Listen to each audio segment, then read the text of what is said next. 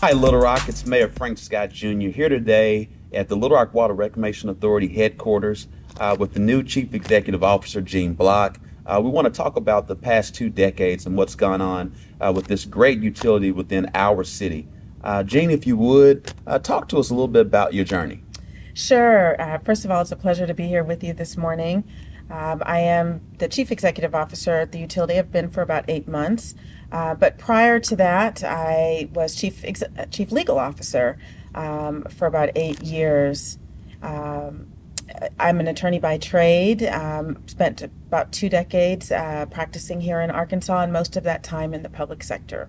Awesome. Well, I count it an honor to have a front row seat in watching your leadership journey. As you know, you and I worked together and walked the state capitol halls. Yes. We won't say how long ago that That's was, right. but it was definitely great to see you kind of traverse throughout your leadership career.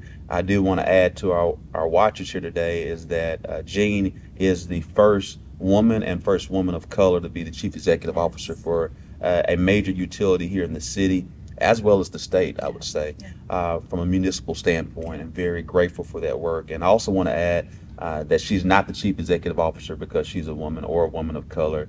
She got here because of her great intellect and her leadership.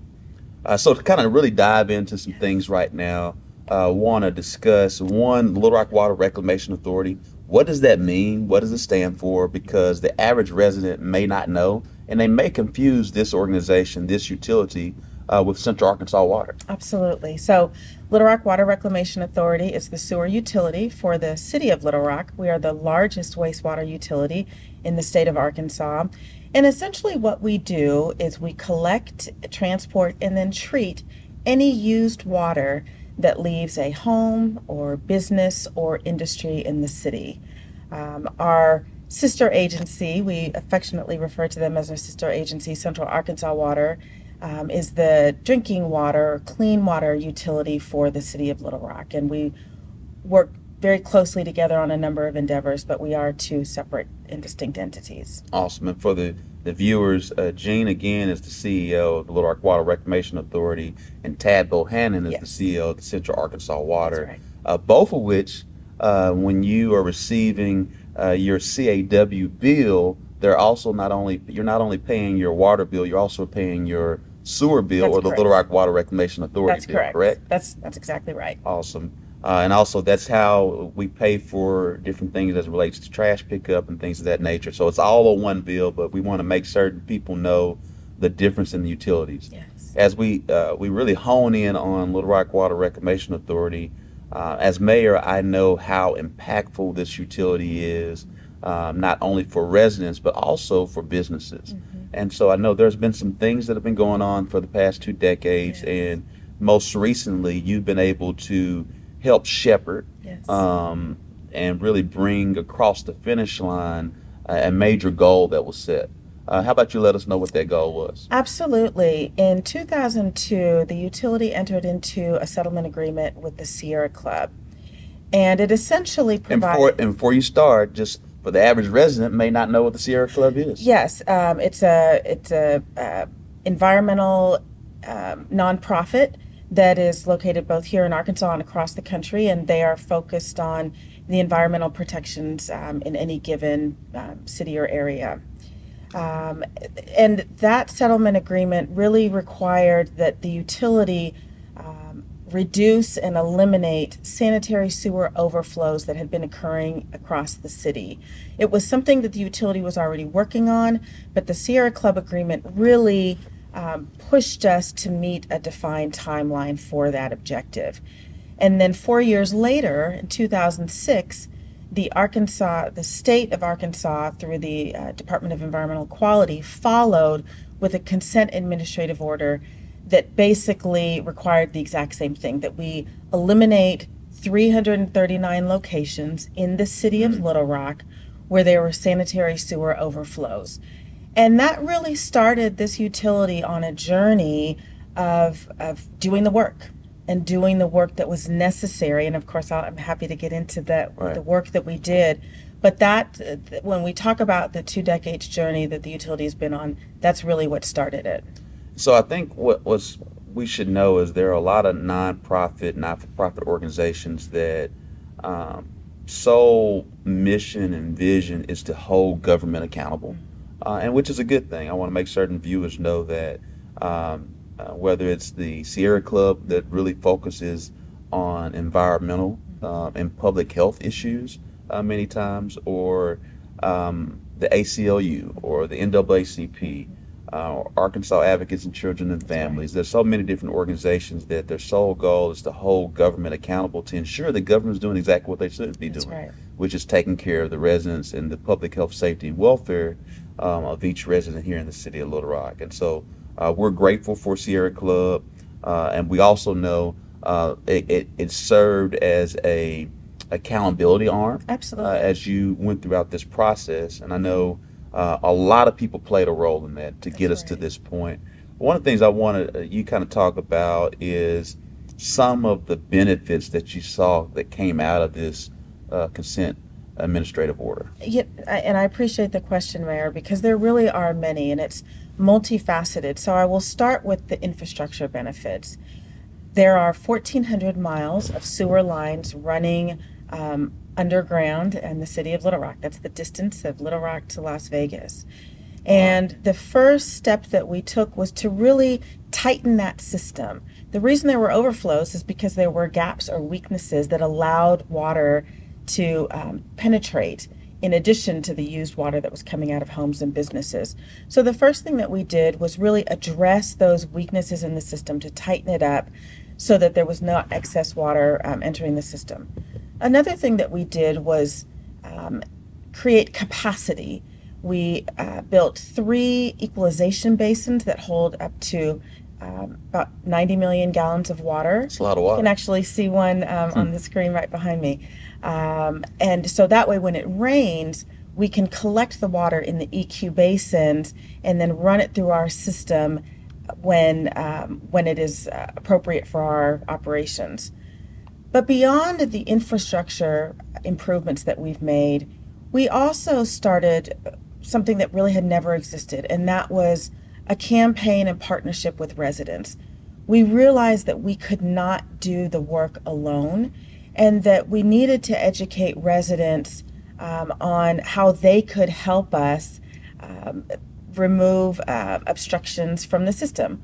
One example is through our Can the Grease program. Mm. This is something we started in 2002. And it is a free Can the Grease kit that we provide to residents that allows them when they're cooking to pour grease down, instead of pouring it down the drain as I used to do when I was growing up. We ask residents to pour it in the can. And it's surprising and amazing to see the overall benefit to our system with when that grease is not collecting in our system. And then a third piece that we've really established is in school educational programming. And this exists at all grade levels, from elementary to college. And we are in schools talking about our utility and our role in the water cycle, how students can play a part in helping us maintain our system, but also talking about careers in the water industry. We hope that they think about us as a future employer. Mm. So you've talked about the benefits of the consent administrative order. You've shared some aspects of what you all have done to comply, but not only to comply, but to go above and beyond, Yes, and how that impacts residents, how that impacts businesses, yes, from the infrastructure that's been invested and utilized for the betterment of our entire city. One of the things you touched on a little bit was the communications campaigns yes, to really engage the public, but also educate the public. And you talked about not only the workforce, but the students becoming more aware. I know you really want to invite the public into participating in the city's progress as it relates to this achievement. What would you, if you had opportunity to be in front of residents right now, as you do, as we're going to make certain the residents get a chance to see this, what would you want them How would you like for them to participate? What would you want for them to do? I would extend an invitation to all residents to reach out to us. We love to invite groups, students, classes to our facilities and offer tours. We love to be on site, whether it's in a classroom or in front of a Boys and Girls Club program, really anywhere in the city to talk about the work that we do. Um, we have teams of engineers and scientists from our lab who will come out on site and actually demonstrate some of the work that we do. People never really think about a sewer utility, but I really want to change that. I want people to know that we are here, we are doing exciting, important things, and we want to engage with residents in any way that they're interested. Awesome. Well, one of the things that kind of sparked my mind as you were talking is the workforce component. Clearly, you all are going into the schools. I think back just a few weeks ago, the city, myself proclaimed through your work and your leadership, Dr. Ray Montague, Little Rock and Arkansas's own hidden figure, and her trailblazing achievements throughout the years. Um, Help us. How do we do a better job of sharing the vast amount of opportunities that the sewer utility industry has? Because I know where you started. I think if I go back to, we won't say the year, Yeah, early 2000s yeah, at the state capitol, I don't think you would have no, said you wanted to be the CEO of no, a sewer utility. yeah. So, what should we do to kind of help bring about that creativity and also intentionality? Because you're going to need a workforce for the That's next right. 10, 15 to 20 years. That's right. It's a great question. And when I sit down with employees and visit with employees, I always ask, did they ever think they would work at a sewer utility? And whether they're a utility worker or a lab worker, the answer is always no. And it's the same answer that I have. And so I think it's really about this utility coming out of the shadows, which is where we have been, so that residents and young people see the breadth of jobs that are available, whether it is out in the field, whether it is collecting samples, whether it is an accountant, whether it is communications. So I think we need to do a better job of telling our story about the range of positions that are available. And I think it's also about challenging people to keep an open mind Mm. that the sewer utility is far more than the ick factor that most of us think about when we think about the sewer utility. Awesome. Well, I can tell you, I've learned a lot today, not only about the transformative achievement and the true overhaul that you and your team have led over the last 20 years to one, experience the milestone, but also understand how do we continue to upgrade, right size, and further invest into this infrastructure for the betterment of the residents as well as its businesses in our city. So I wanted to say thank you and congratulations. Thank you. But in addition to that, you've talked a lot about um, what is in it for me from a residential standpoint, and we're grateful for that and to really educate. And so, from that standpoint, for those who, like me, have learned some more information that may get more curious Yes. after this interview, where should they go to learn more about Little Rock Water Reclamation Authority? Yes, I'd invite them to our website, lrwra.com. There they can learn about the work that we do day in, day out.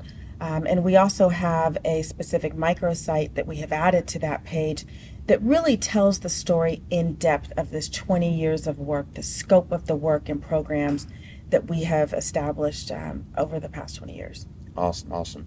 Well, Little Rock, we've had an opportunity to sit down with the Chief Executive Officer of the Little Rock Water Reclamation Authority, Gene Block, as we've really traversed around 20 years of championing improvement and one of the state's largest utilities that's led by Gene. And we're grateful that we've reached our milestone of achieving the consent administrative order, but also what we're going to do and chart towards the future as it relates to improving infrastructure and how it affects both our residents as well as businesses. So we want to say thank you for this opportunity. Thank you, Gene. Thank you to each member of Little Rock Water Reclamation Authority that played a major and critical role in getting us to this point. Thank you and have a great day.